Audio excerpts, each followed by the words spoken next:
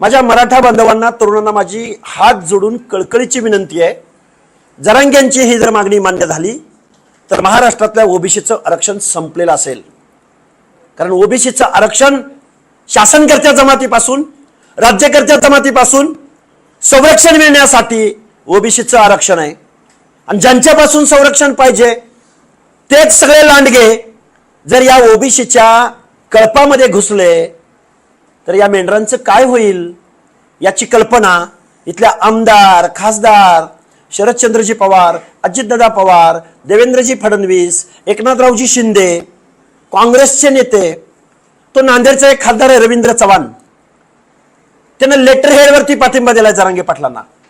जरांगे पाटलांना तुम्ही पाठिंबा देताय, ओबीसीच्या आरक्षणाबद्दल तुमची भूमिका जाहीर करा. म्हणजे ओबीसीचं आरक्षण तुम्हाला संपवायचंय का? तुमच्या स्पर्धेमध्ये इथला ओबीसी टिकेल का? हे सगळे प्रश्न आहेत. बेकायदा मागणी, बेकायदा आंदोलन. मुख्यमंत्री महोदयांना आमची विनंती आहे, कायद्यासमोर सगळे समान. लक्ष्मण हाके गेवराईत गेला, कुठल्याही प्रतिबंधाचा अध्यादेश नसताना, तर लक्ष्मण हाकेला नोटीस, FIR, आणि जरांगेनं मात्र रेड कार्पेट. खऱ्या अर्थानं गुन्हे दाखल होताना सुद्धा सामाजिक दुजाभाव या महाराष्ट्रात होतोय.